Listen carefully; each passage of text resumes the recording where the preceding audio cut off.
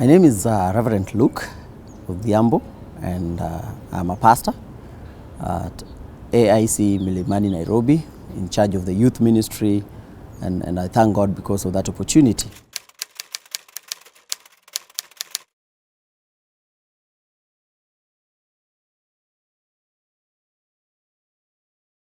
Now, this is a critical question.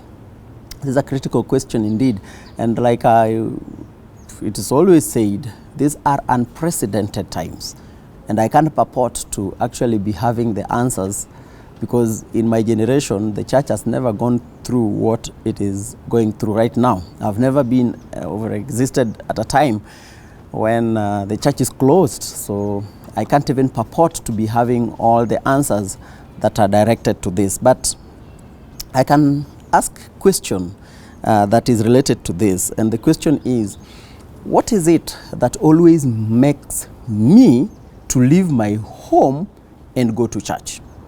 What is it that always makes you to leave your home and go to church? Now, I want to propose 4 things. 1, I go to church, or you go to church, to meet together. You know, Hebrews chapter 10 verse 25 telling us to meet together. You know, we go to church to have communion worship, which is indeed very powerful.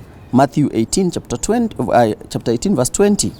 You know, we go to church because we need Christian community. We leave our homes so that we can have a Christian community. And we also go to church because we grow much more easier and better together. And then that question then poses the question, what is it that I will miss out of these reasons that makes me leave my home to go to church?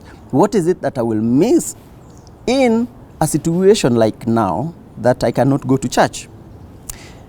I want to say that we will miss the community. I miss the community. I miss to meet with young people here. I miss to meet with the members of this wonderful congregation that I am a pastor, you know. And we also miss to grow together. That bit of growing together is missed.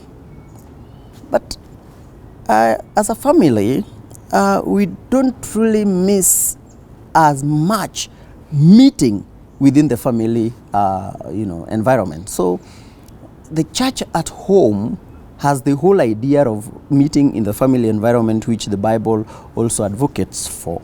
But we also worship. You know, the idea of worship is actually from 2 words, worth-ship. So when we are worshiping, we are actually declaring the worth-ship of God. And so the question is, can I still declare the worth-ship of God in my home? Yes, indeed. What about alone? Yes, I can. And so when I can't go to a congregation where there is a community and a church, I can worship at home with my children. I can worship at home with my small group of relatives. Now, that worship then raises the question, how should I prepare for it while I'm at home? I'm not the kind of person who will come and propose to you, do this 1, 2, 3, 4 things. What I will say is, how will you want to approach the declaration of the worship of God? How do you want to prepare for that? Because to me, that is the whole idea of how you need to prepare for it. So do you want to approach it casually by just having, casual meetings? I want to approach it through prayer. I want to approach it through a contrite heart. I want to approach it through, repentance. I want to approach it through building myself up, studying, being steady, and, being ready with my Bible, preparing in advance. That is how I want to approach, because I'm not just declaring another, political name. I'm declaring the worship of the Creator of heaven and earth.